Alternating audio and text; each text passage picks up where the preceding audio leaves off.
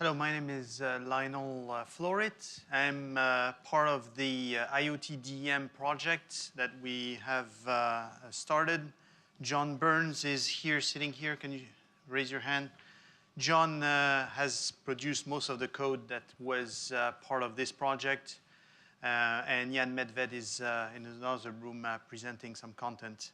This project is about IoT. And what we have done is we have created an application on top of ODL.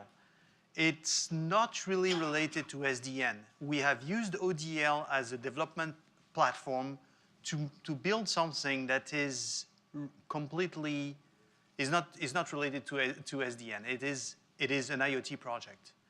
There are some hooked with SDN, and we'll see this at the end. So on the agenda, we'll give you an overview of what this project was about. Then we'll talk about IoT middleware, and we'll give you an overview of the IoT middleware technology that we have followed here. In this case, we have followed the specification called Nonone M2M. And then we'll review the software components, and then we'll see potential links between IoT and SDN.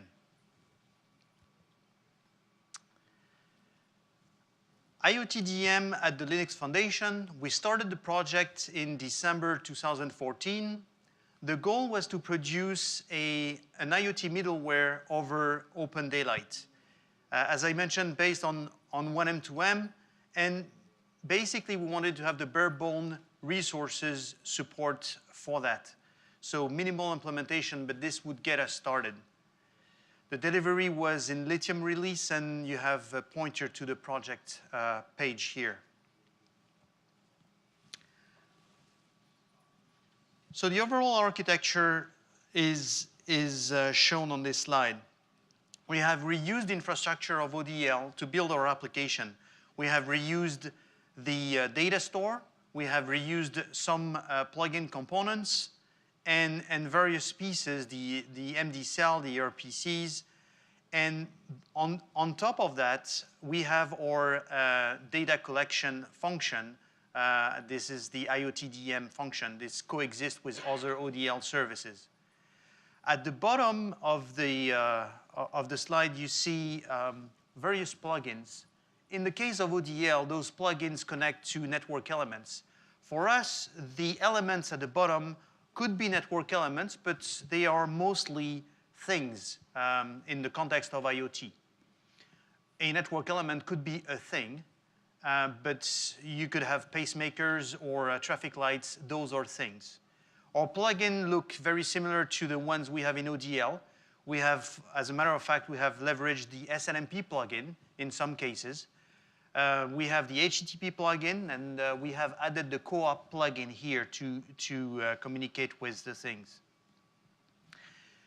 The northbound part is the connection with vertical IoT applications. Northbound, southbound is really a logical separation. I mean, it's just to explain how things flow. But in fact, the way applications access the data store or the way things access the data store are identical for the moment. So which IoT problem did we want to address with this application? There are many challenges in IoT. Just one of them here is the variety of things. An IoT solution is composed of many different components which are unrelated with each other. When somebody, for example, makes a Xerox printer, it doesn't expect the Xerox printer to talk to a light bulb, for example. In fact, I would wish that the Xerox printer in my office talked to the light bulb, so when I step into the copy machine in the copy room, the printer warms up. Because if there is one thing that I hate is to stand by the printer and wait for it to warm up. So if the light bulb motion sensor could know that somebody is in the copy room and tell it to the copy machine, that would be an application. But when you build a light bulb, you cannot imagine that your light bulb will eventually talk to a copy machine.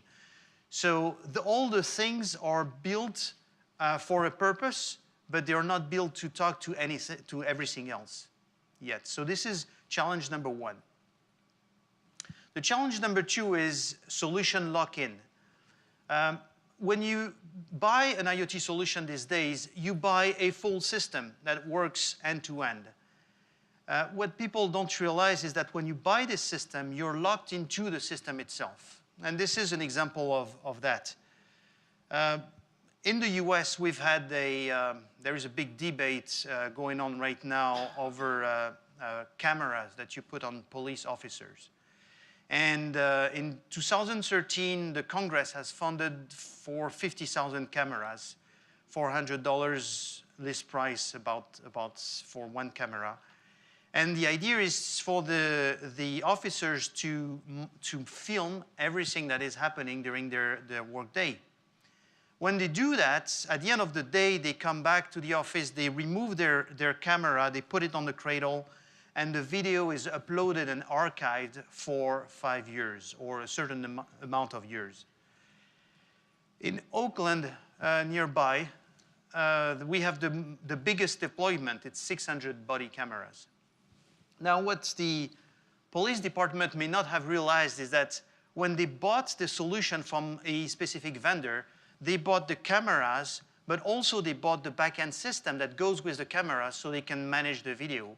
They also bought the subscription to manage the accounts and so on and so forth. So they bought the whole package. What would happen if they are not satisfied with those cameras, or they want to introduce a new model, or somebody pitched them that instead of having a brick to your chest, you could have a pin camera behind the badge from another vendor? How would they integrate those new cameras into the existing deployment they have? Well, most likely they can't do it. They will have to deploy another system in parallel. Same with the back end. If they are not happy with their back end, but they want to keep the cameras, since the back end and the cameras are sold by the same vendor and it's a proprietary deployment, they cannot change the back end because they would have to change all the cameras. Another way to deploy this is to have this middleware. So the IoT middleware would get the video feeds during the night. So the same operation, the police officer at the end of the day, they remove their camera, they put it on the cradle.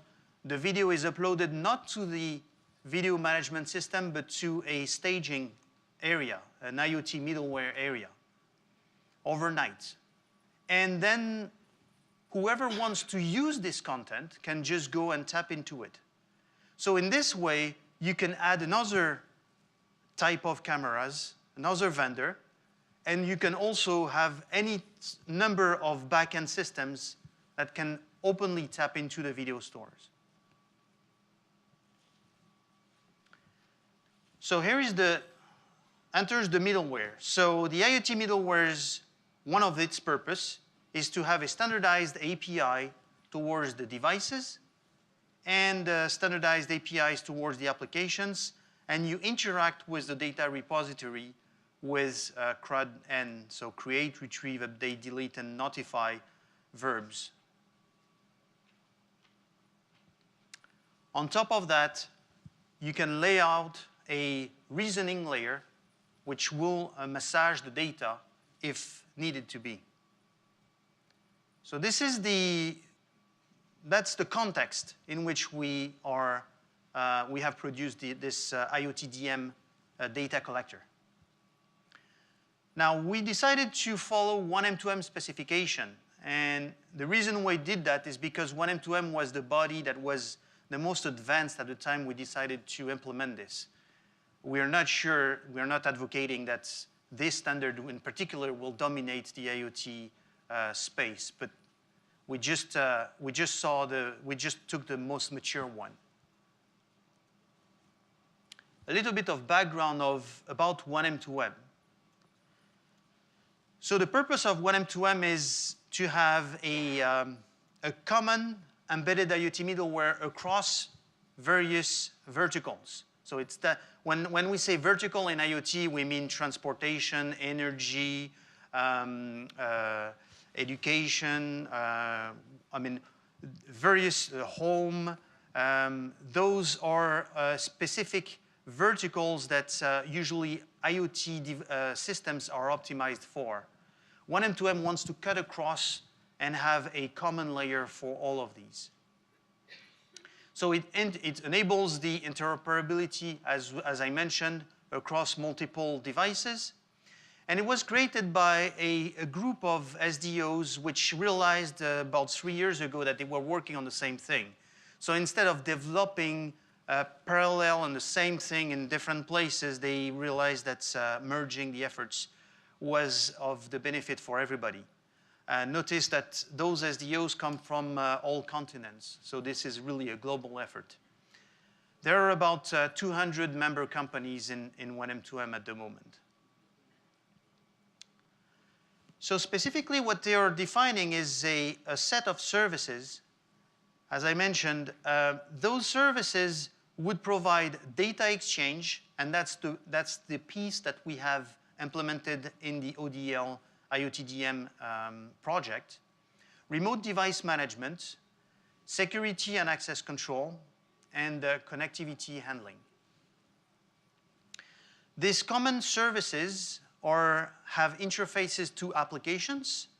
They have interfaces to the network in the sense that they will be able to interact with the network and consume services that the network may offer. And also it has an interface towards other instances. So this could be fully distributed. In fact, when this is deployed in the Nonone M2M spirit, you would have Nonone M2M instances on gateways, and then you can have a hierarchy of gateways and eventually have a data center instance. So it's a RESTful architecture. All IoT entities are represented in the tree as resources. Applications, devices, data, access rights, billing, everything goes into a resource tree. The attributes of the resource tree describe how the system should manage the resource tree. You can imagine that if you start collecting data from things, your resource tree may grow at an exponential speed. And you want to be able to have the knobs so you keep in check the size of your tree and the shape of your tree. For example, you may want to say, I want to collect data, but I don't want to collect, to keep them more than 1 hour or 1 day or 1 month. I want to limit the number of instances of measurements I collect for a specific device. All of these are, all of this information is embedded into the IoT resource tree. The tree representation is standardized. So any entity that wants to access this tree will know how to navigate the tree, but the implementation itself of the tree is not. So we have implemented this inside the ODL infrastructure using the in-memory data store, but somebody else could implement it the same tree with the same facade, if you will, but of course on a completely different technology. So by understanding a common tree, IoT components can interoperate. If everybody knows how to navigate the tree and where to find information in the tree, they will know where to find the measurements, they will know where to find the access rights, they will know how to limit access to certain portion of the subtree, and this is all published by Nonone M2M. This is an example of the resource tree as per Nonone M2M specification. The square rectangles are the resources, and the bubbles are the attributes. So you have, for each resource, you have a set of attributes that tells the system what to do with the resource and how to manage it. For example, who created it, the maximum number of instances you have on the tree, the location of the resource, so where it was created, where the record is coming from, etc. So this is all metadata that is well defined and published. Some resources are very interesting. So when somebody wants to observe the tree, for example, an application wants to know if things change in the tree, they can create a subscription under a specific resource. And if this resource changes, then the external application can get a notification. For example, you could say, notify me if the temperature of this room exceeds a certain level, then you can get a notification. Or if you have a new measurement of something, then you can get a notification. If something changes in the position of an object, then you can get a notification.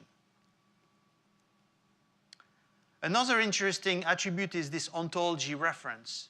Ontology reference is it's a pointer to the explanation of what the data means. Because once the data is deposited into the resource tree, for other entities to consume it, they need to understand what it means. They need to understand that number 5 is kilos or meter per second or something else. So in the standard, they have thought about this layer of reasoning on top of that, and this is one of the hooks, the ontology reference. I don't know if this, yeah, this is coming. This is just an example of one application we have implemented. It's just one of the one resource tree representing this application. It's called Location Application Entity, and what we have done is basically we have created an app that can find objects based on different technologies. So if my phone supports GPS, my phone can also be located with Wi-Fi. If I walk in this room and there is indoor Wi-Fi, there could be another way to locate my position.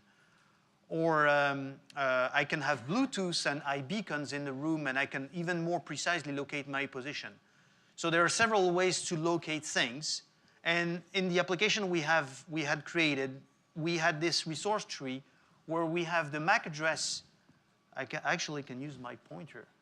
So you have the MAC address here of the things that we are locating. And under each thing, we have put the technology that we have used to locate those things. So the resource tree looks like this, and you have in the resource tree, if an application wants to know where the MAC address of the phone 1 is located, the only thing that this application needs to know is how to get to MAC address of phone 1. And then the tree below it is just it's each technology for locating this phone is represented there. So you have several positioning data below. So it's very easy for an application that has nothing to do with iPhones, that has nothing to do with the objects you're locating, to find the location of those objects. So how would it work in terms of a call flow? You turn on an object, a device. What happens? So this is a simplified call flow. You can have other options, but this, I think, gets the point across. When you turn on a device, the device will just authenticate itself and will communicate its credentials that may have been burnt into the device in the factory floor when the device was manufactured, or maybe somebody has put credentials inside the device in one way or another. So those credentials are communicated to the authentication server. The authentication server will validate those credentials and send back a token to the device. Also, along with the IUTDM, this is the IoT data collector IP address, and maybe some other configuration for the device.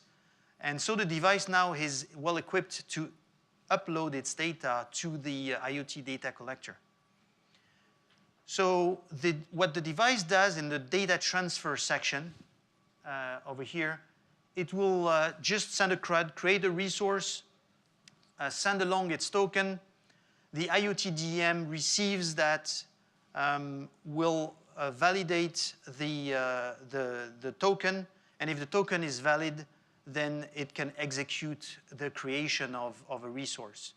In the context of our project, we have not implemented the token and the security piece. We have just implemented the writing. So for now, in Lithium, as it stands, any device, when you turn on the device can just go into the IUTDM and ODL and just write into the resource tree. But this would be a typical way that the device would access IUTDM. So software components, the various software components involved here, typically you have, so first off, you have a client and you have the middleware running on ODL. The exchange between the two, if one follow the Nonone M2M specification, will be in form of JSON. We support JSON. Nonone M2M has also provision for XML. We decided to only support JSON because we feel that it makes more sense, it's more compact. And for real scenario deployments, we expect that JSON will be mostly used. So basically, Nonone M2M has specified the format of this message at the bottom here. And you have a client. The client could be an IoT application, or it could be your toothbrush or your fridge. And you have the server on the right-hand side with the data store. The client has an IoT application. The IoT application running in the client is the logic that defines what this device is supposed to do. So if the device is supposed to measure temperature, then this IoT application is the interface between the physical part of the client, if you will, and produces useful data. The IoT application will call some methods from a device plugin. What the device plugin typically will do, it will present to the IoT application functions to call, classes to call in the native language that the IoT app is written, and will turn this into a JSON format. So you don't have to, so the person writing the IoT application doesn't really have to understand or to build by hand the JSON payload that is compliant to the Nonone M2M specification. Although this is possible, those two pieces, the device plugin and the IoT application, could also be bundled. But we expect that it will be easier to produce IoT applications when the device plugin is already freely available. So you don't have to mess too much with JSON. We have, in the context of the IUTDM project, we have produced a Python client and also a Java client that we have made available. Then you go to the protocol binding. So your JSON format, your JSON payload has to write over something. Co-op, HTTP is what we support. We will add the support for MQTT in Beryllium. And then the data flows onto the data collector to ODL IUTDM and the reverse operation. So there is the southbound plugin here at the bottom. And it communicates with the protocol plugin, which basically receives the JSON payload, turns around, calls an RPC, and send the data to the core functions. The core functions of IUTDM will receive this JSON payload, will check if it's valid, will go over the Nonone M2M procedures to write into the data store, and eventually the resource tree is built this way.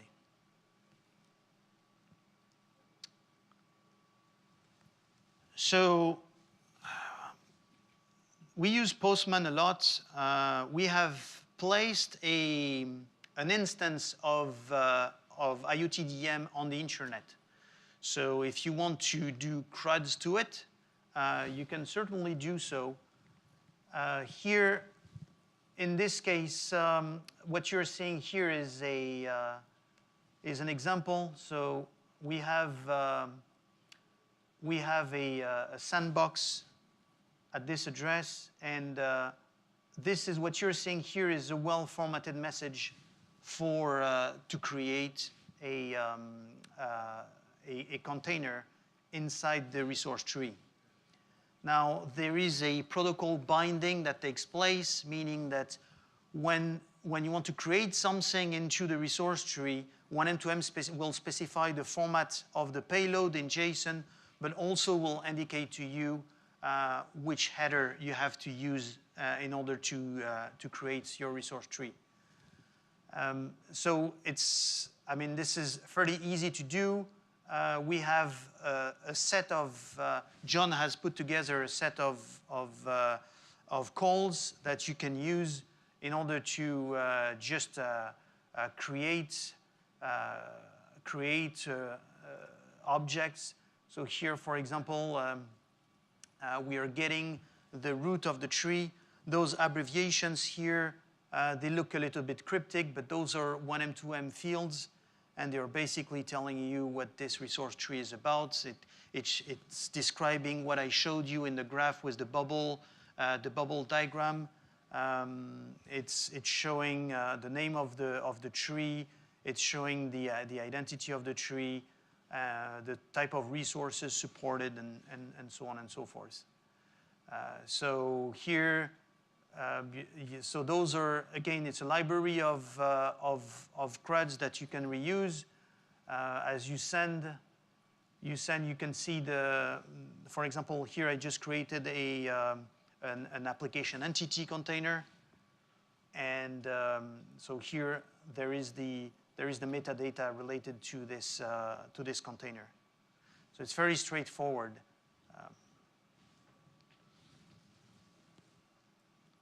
And again, easy for you to test because the instance is running on the internet. So you don't even have to install anything on your local system. Now, there are some cases where you cannot modify the client. You may interface, for example, with routers or with devices that you don't control. If that's the case, then there is also an option to connect non-1M2M aware clients. If those non-1M2M aware clients talk another protocol, then what you have is the need to develop a proprietary plugin. One example of that, it's not really proprietary, but it's not 1M2M, is when we connect to routers, we wanted, for example, to know the load of a specific port to a router. So we used SNMP, and in this case, well, the payload and the proprietary communication is actually SNMP to a router. So the router is the client. It does the routing business. It talks SNMP to the southbound protocol plugin from ODL.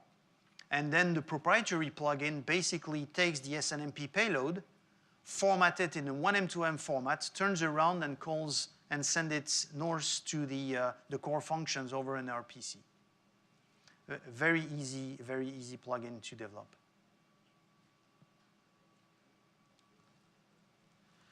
So when could you contribute? If you wanted to contribute, you may want to contribute in the core functions by adding or expanding this 1M2M features. You can also contribute in terms of protocol plugins. You can contribute with the device plugin if, for example, you want to develop a device plugin for phones. Then that would be very useful for the community. Of course, IoT applications is something that can be developed. Now, where is the intersection between SDN and IoT? As I mentioned earlier, all our project was using ODL as a development platform for IoT. But there are, once you have the IoT data on the controller, there are things that you may want to do that could be interesting. So Moore's law says that you will have IoT devices will be more and more intelligent, and we will create very complex networks as we go. You may have seen other presentations in the week, and those networks that IoT will produce will grow larger and larger. So manual management is not going to be an option for all of these things, and we'll have to find a way to steer the traffic or to maintain the traffic of IoT and to manage this myriad of little bursts of traffic we'll get into the data store. So two main topics emerge is the data plane management and NFV. So data plane management meaning maybe you want to isolate the IoT traffic. Maybe you want to protect the IoT traffic. Maybe you want to isolate a certain flow because you want to observe it from a given device. So this is definitely a topic of interest. NFV, of course, is in the mix because you may want to send the traffic of a certain of a device into a firewall because you have detected that all of a sudden your fridge was downloading hundreds of megabytes of data from your network. And so that's not what a fridge is supposed to do. So maybe you want to observe that fridge. And maybe you want to take just this flow and send it into a deep packet inspection or intrusion detection system. So security is also a big deal. So data plane management, security. You want access control policies and authentications. Maybe you want to nail statically the to pair the devices to a given IUTDM instance. So if a device comes online, you want to make sure that this device actually exchange information only with one data store and not anywhere else. So it goes only to this one IUTDM instance that you have defined for this class of device. Traffic engineering capabilities, as I mentioned, it can help segregate or block some network passes, and the policy distribution also. So GBP may be playing a role here. Those are things that we are actually looking at. So in conclusion, ODL has proven to be a flexible platform for IoT for us. The IUTDM project was released as part of Lithium. It brings IoT data awareness to an SDN controller. And there is synergy between IoT and SDN, and security and resource management are definitely two topics worth exploring. If you're interested in more and you want to participate to our project, well, first, if you're just interested in seeing how it works, you can go to the developers.cisco.com and you can find the IUTDM Sandbox. This is where we put the instance of IUTDM, so you don't have to install anything. If you're a developer and you have the need to interact with a Nonone M2M compliant system, then you can do it for free here. So again, if you're a developer, that's something you can do, or you can also install the IoT middleware locally. We have instructions on how to do that. As you install ODL on your system, you just enable the ODL-1M2M feature, and off you go. You're all autonomous, and you can CRUD to your system locally. If you're a Java developer and you want to contribute to the IoT middleware, then you can come to our page and find us there. This is it. Do you have questions on this topic?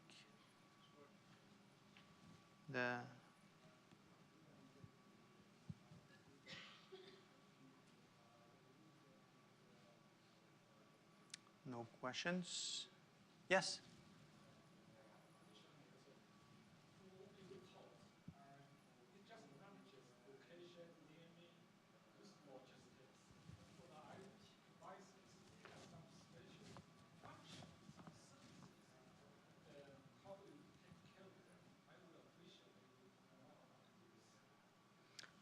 So your question is, I'm not sure if I heard, there is a lot of background noise here.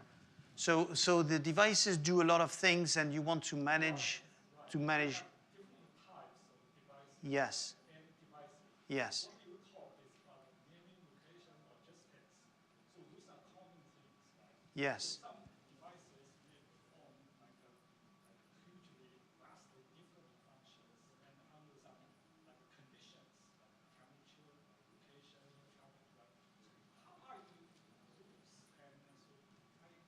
Yes. Yes, I understand. So thank you for the question. So the question is, you have a plethora of devices and they export very unrelated information. And how do you reuse that information as you receive it? This data repository is generic. So you can receive information from any type of device doing any sort of things. What the device needs to do is it needs to be programmed to know where to write its information. And once it knows where to write information in the resource tree, it will deposit its information there. Any application can come and consume that information that the device has deposited. So this is for the information exchange. Now, devices can also should be managed and actuated and operated. This is another part of the Nonone M2M specification that we have not implemented yet. But the way the information is deposited can be easily retrieved by any entity whatsoever. So this is really the point of this project, is to enable to decouple the application, the IoT application space and the device space. Yes?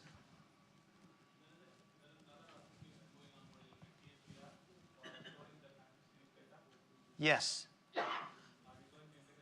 Yes, thank you for the question. So there is a time series data project that is going on, which allows any type of data to be written into known databases, Cassandra, H2, and other SQL. This is, for us, one of the biggest benefits of being an application running on ODL, because we will get this for free.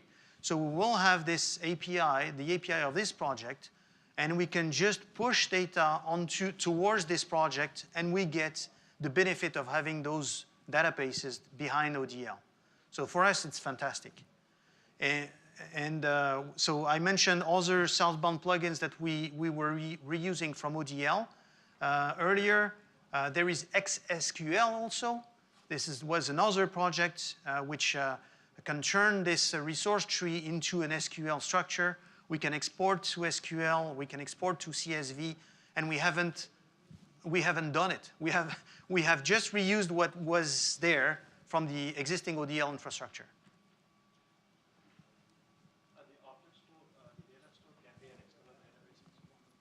In the case of that time series data, yes, it will be an external database. Right now, it's just the resource tree, the in-memory data store that everybody uses. We have reused the same facility. And in case if I want to store just the raw payload, right? Like it's like an encrypted data for some reason, which someone wants to just, what is that application has to take that data? Is that possible? Totally possible. You remember the JSON format? So the JSON format has fields for attributes for the various resources, and then there is a field for the actual content of the data. This content could be encrypted itself. So it could be a series of a string, and that string could be the encryption, the encrypted representation of actual data. And in this case, a reasoner that would be installed on ODL to massage the data would not understand that piece.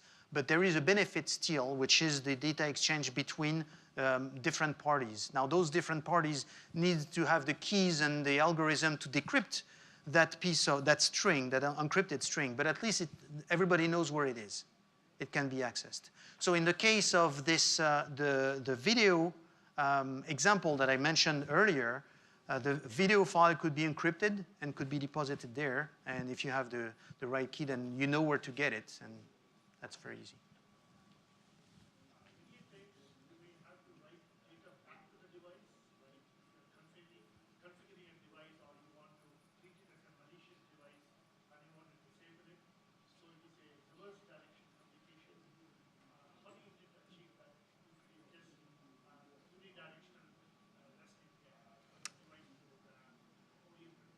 Yeah.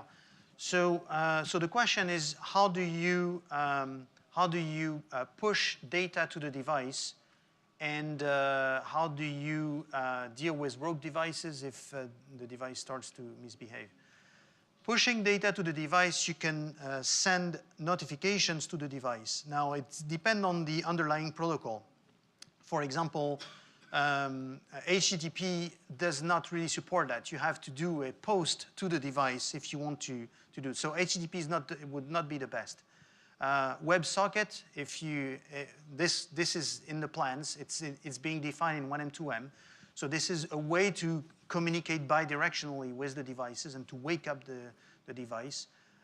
Co-op is also another way. So co-op allows the device to keep the connection in an observed state. So you can observe resources, and then the data store can send notifications to the device this way.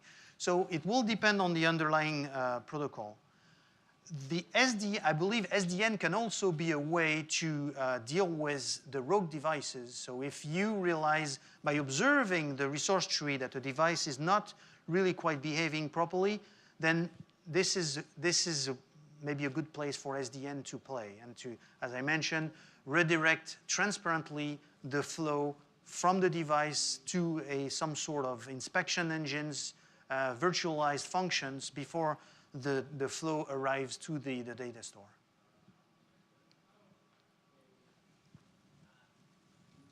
For example, I have three devices. One is Bluetooth, and another is Wi-Fi, and another is Zigbee. So how can I convert this protocol to the middleware so that IoT application can control that device? So the question is, if you have multiple protocols in the access, Bluetooth, Zigbee, Wi-Fi, how do you actually control those devices or access those devices? From the perspective of IUTDM, we expect IP and we expect some wire protocol over this. We are not aware of the underlying mechanisms of the communication. So in this case, JSON runs over HTTP, which runs over the whole stack. Bluetooth, Wi-Fi, all of this are below. They are a big problem in the field of IoT. But for us, in the regard of data exchange, we're a layer above, if you will. Right? So we are unaware that the device is connected Bluetooth, or if it's a simple $1 device or a huge locomotive train. For us, it's just an IP stream coming at us. So does it mean that gateway, three devices connected to the gateway, that gateway send out HTTP the JSON to the middleware? It could be this way, or it could be that the device is connected Wi-Fi to a gateway, to a Wi-Fi access point, and then you run IP over this from the device to the IoTDM. But you could also have an intelligent gateway that deals with the connectivity. You could have a gateway in a car that connects to a real-time Ethernet environment, and some very bizarre Modbus or some other specific vertical specific protocols. This gateway may turn around and be the 1M, 2M client to us. It's also possible. We could also have, if the gateway is powerful enough, we could also have ODL running on that gateway.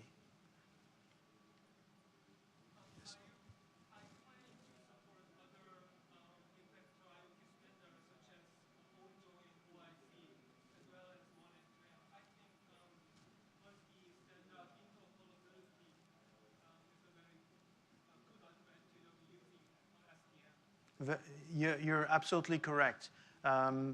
We are looking at OIC at the moment, and we believe that 1M, 2M and OIC should be bridged together. In the real world, you will not have a space that will be solely dominated by one set of standards. You will have in real life a vendor A and vendor B, they will happen to have implemented different specifications. So OIC is definitely something we want to bridge into. Nonone M2M has just proposed a work item to define a gateway function between OIC and Nonone M2M. This is something we could certainly implement here, and we are waiting for this work to develop a little bit, and maybe we'll come back to it and make it available in IUTDM.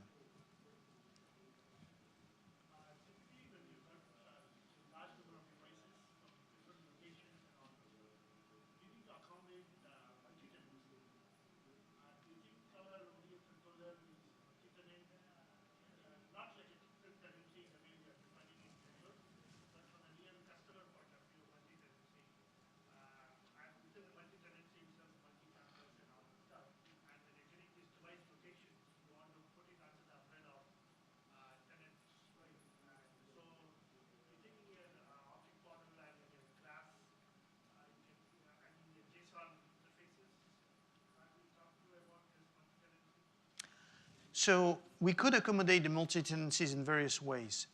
You could have your tenants in the same tree. So you could have one branch for one tenant, another branch for another tenant. Nonone M2M has provisions for that. They have access control policies that you embed into the resource tree that will tell you exactly who can access what branch. So it's a but tenant ID inside the JSON, what do you mean by that? Oh, so the authentication piece, you want to make sure that you authenticate the device properly. So this, I view this as an external function to this project. This project will get a token, as I mentioned, you remember the call flow.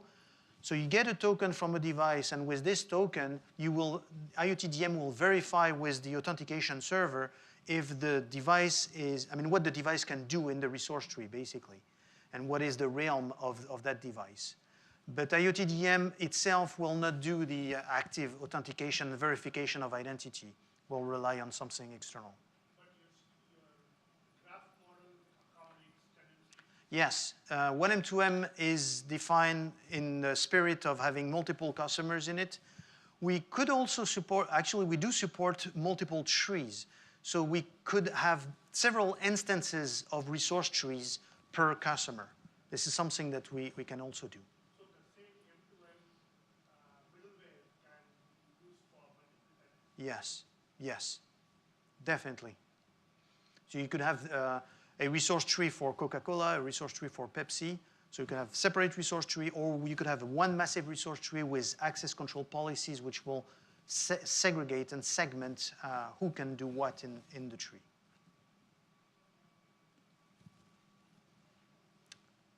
Other questions? Thank you. Thank you for your time. Thank you. So the overall architecture is shown on this slide. We have reused infrastructure of ODL to build our application. We have reused the data store. We have reused some plugin components and various pieces, the MD cell, the ERPCs. And on top of that, we have our data collection function. This is the IUTDM function. This coexists with other ODL services. At the bottom of the slide, you see various plugins. In the case of ODL, those plugins connect to network elements. For us, the elements at the bottom could be network elements, but they are mostly things in the context of IoT. A network element could be a thing, but it's IoT middleware, and we'll give you an overview of the IoT middleware technology that we have followed here. In this case, we have followed the specification called Nonone M2M. And then we'll review the software components, and then we'll see potential links between IoT and SDN.